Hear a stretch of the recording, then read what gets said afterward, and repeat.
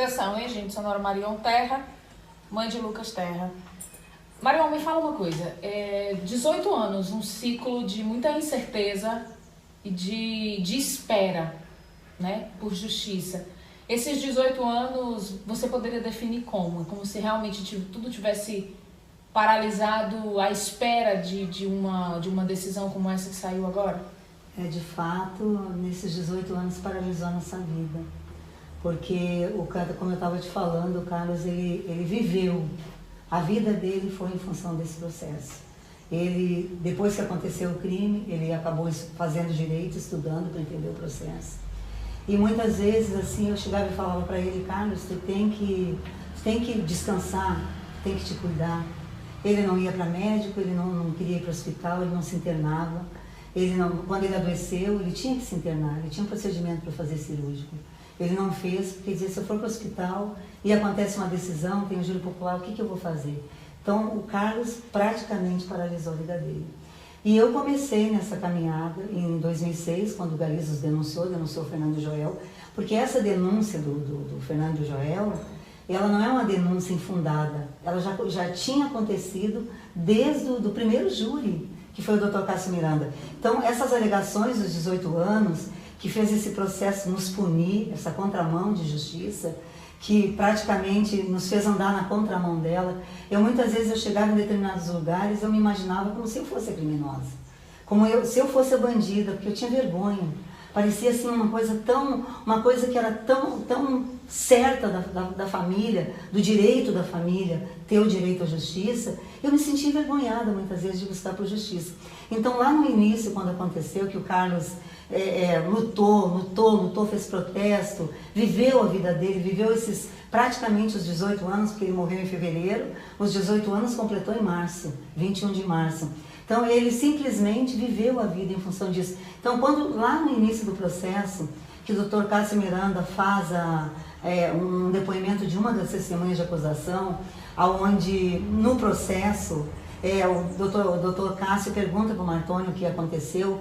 Ele diz que no início do processo foi assim, que ninguém sabia ainda que o Lucas estava morto, porque era o terceiro dia do desaparecimento do Lucas. Foi desaparecido por 12 dias. Então, nesse começo ali do processo, o depoimento do Martônio foi as seguintes palavras. Ele disse que o bispo Fernando Aparecido da Silva, ele governava, né? Ele comandava 26 igrejas da região da Pituba, onde ele faz uma reunião com todos os obreiros, proibindo os obreiros, inclusive o Dr. Cássio Miranda falou isso no júri, proibindo os obreiros de ajudar o Carlos a procurar o Lucas pelo desaparecimento. Que eles não podiam se levantar contra a igreja por causa de um Luquinhas qualquer. Que um soldado morto tem que ser deixado para trás e abandonado no meio do caminho.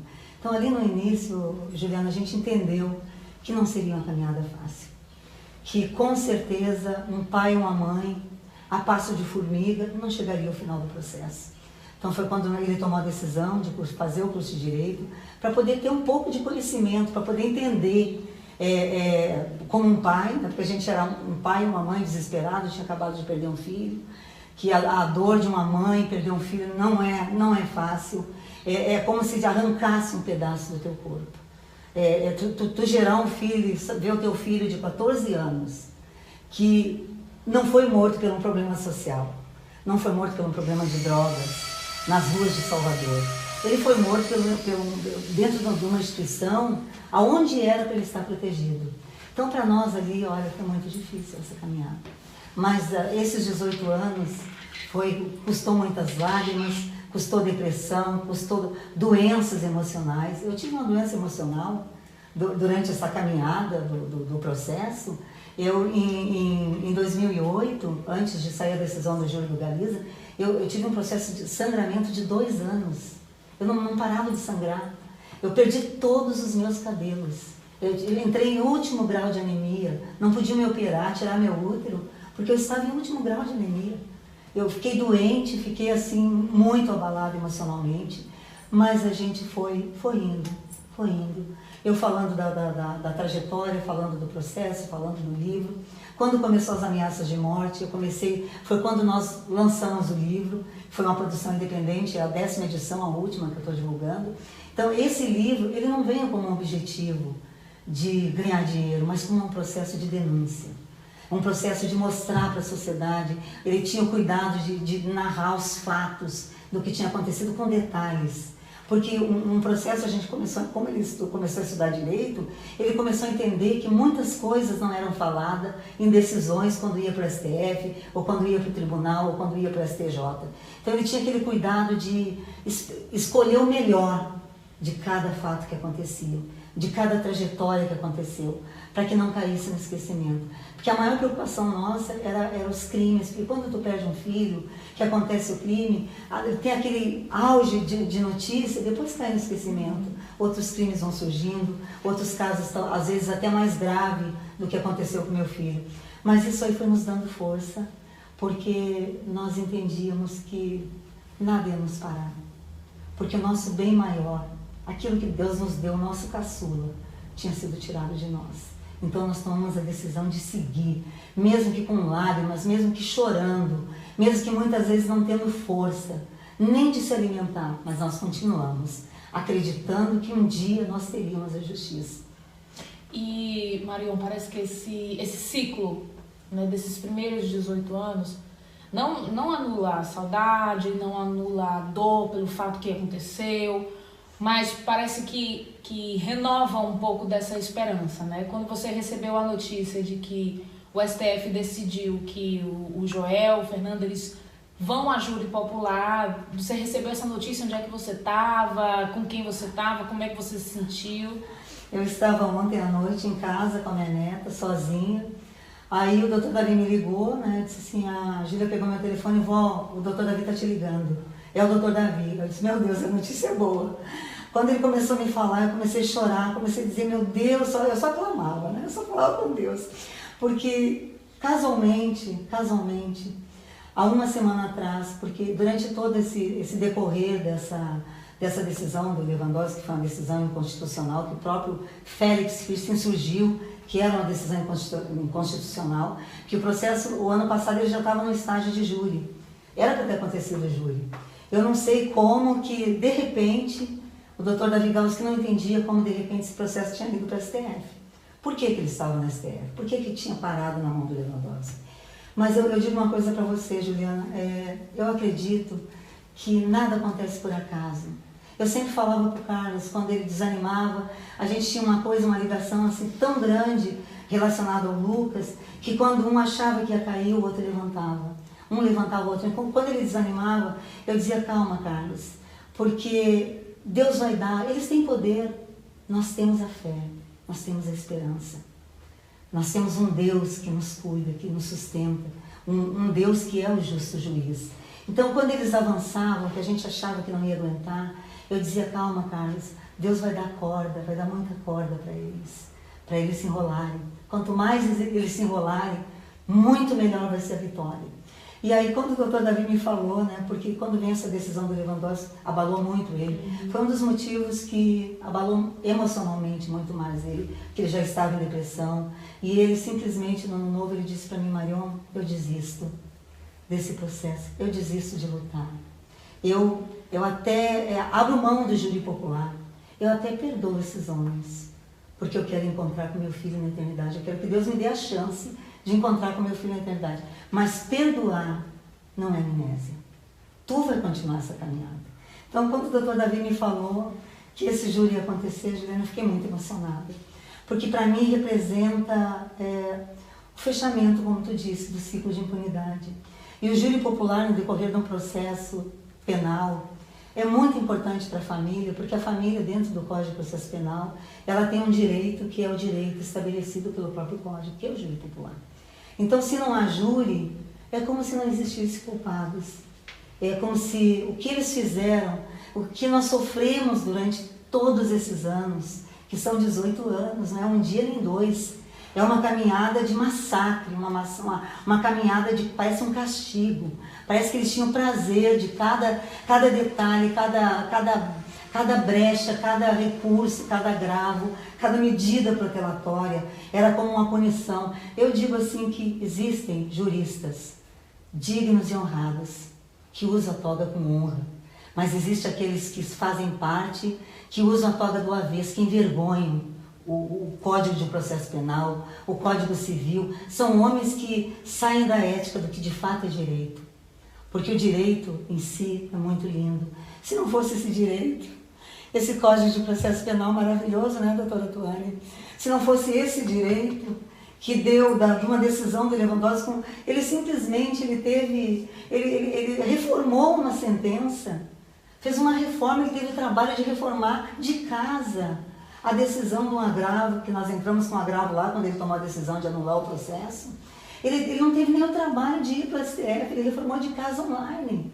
Uma reforma no direito, pouco que eu sei do direito, é uma reforma de mudança, de tirar de um estágio, desse estágio precário, desse estágio de injustiça, desse estágio de massacre que nós passamos nesse processo e colocar simplesmente a júri popular. Mas não, ele simplesmente reformou a sentença mantendo a mesma decisão. Só que ele esqueceu que dentro desse Código de Processo Penal maravilhoso, que hoje eu digo para vocês, eu sou apaixonada, que eu aprendi com uma pessoa que me explicou os direitos da família, os direitos das famílias que muitas vezes desistem de lutar porque não há esperança. Mas há esperança na justiça, sim. Isso é a prova que eu estou aqui hoje. Então, ele reformou a sentença, mas esqueceu uma mulher, né? De uma mulher maravilhosa, de uma mãe, de uma mulher que está lá no STF, que fez a diferença, ministra Carmen Lúcia. Então, eu recebi assim com muita emoção.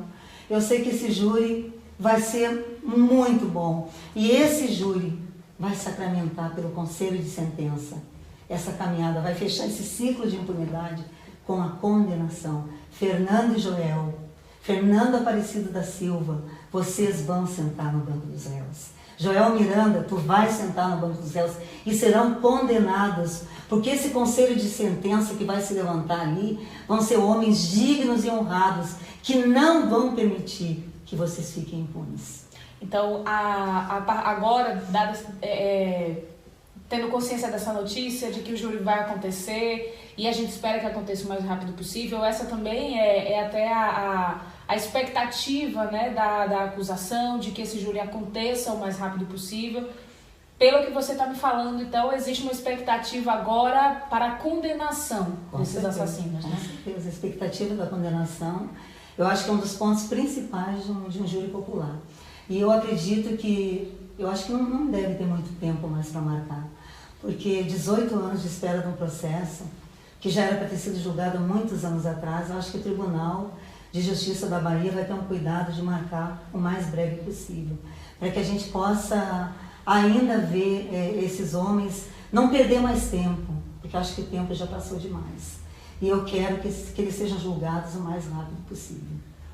E como é que está o clima entre a família, né? Como é que está todo mundo nessa expectativa? Agora é uma outra espera, né? É a espera pela marcação da data.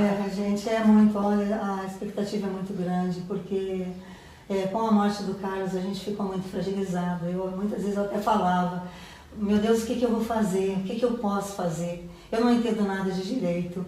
O pouco que eu entendo é o clamor de uma mãe que perdeu um filho, mas que esse filho continua guardado aqui no meu coração. E eu sei que aonde ele está, se ele estiver me vendo agora, ele vai dizer, mãezinha, eu estou contigo, eu estou do teu lado e nós vamos ver esses homens ser condenados, até para que eles possam ficar em paz também, né? E eu estou muito feliz, eu não consigo. Olha, ontem eu chorei muito com o doutor Davi, mas eu estou tão feliz, eu não consegui dormir essa noite. Eu acho que eu não consigo chorar mais. Eu devo chorar muito no júri, né? Eu vou chorar muito no júri, mas eu estou feliz demais. Feliz demais porque a vitória chegou. Eu sei, uma coisa eu digo para vocês, eu tenho certeza que o meu Redentor vive. E ele fez eu ver essa vitória. Tenho certeza disso. E esses homens que achavam que o poder econômico, o dinheiro deles, era o poder que eles tinham nas mãos. Eles são dignos de misericórdia. porque eles deixaram de lado quem realmente poderia, porque realmente eles são os assassinos do Lucas. Eles têm que pagar pelo que eles fizeram. Eles têm que ser condenados e pagar pelo crime que eles cometeram. Porque eu até acredito que há perdão para esses homens. Mas o perdão, ele vem com arrependimento e com confissão. Deixar de lado essas medidas, né, que hoje a gente vê, essas manobras protelatórias, esses recursos que só fazem o processo chegar quase a prescrever o caso do Lucas. Mas se realmente eles se arrependerem, eles têm que pedir perdão e abrir mão dos direitos que eles terão após a condenação deles. Ô Marion, a gente viu um vídeo que você gravou ontem, logo depois de receber a notícia, que você estava realmente muito emocionada. E nós da imprensa, a gente acompanha muitos casos parecidos. Você até no início pontuou, assim, tem casos que são até piores do que o do Lucas.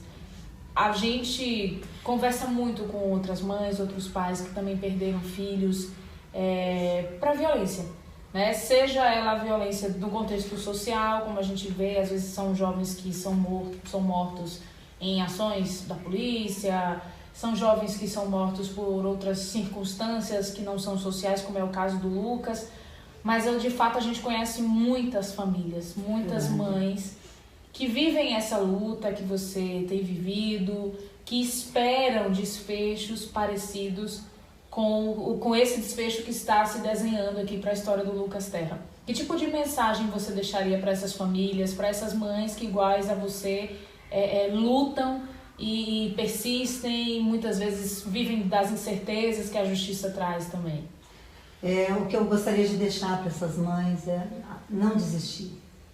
Um dos pontos mais importantes dentro de uma caminhada de busca por justiça é a perseverança.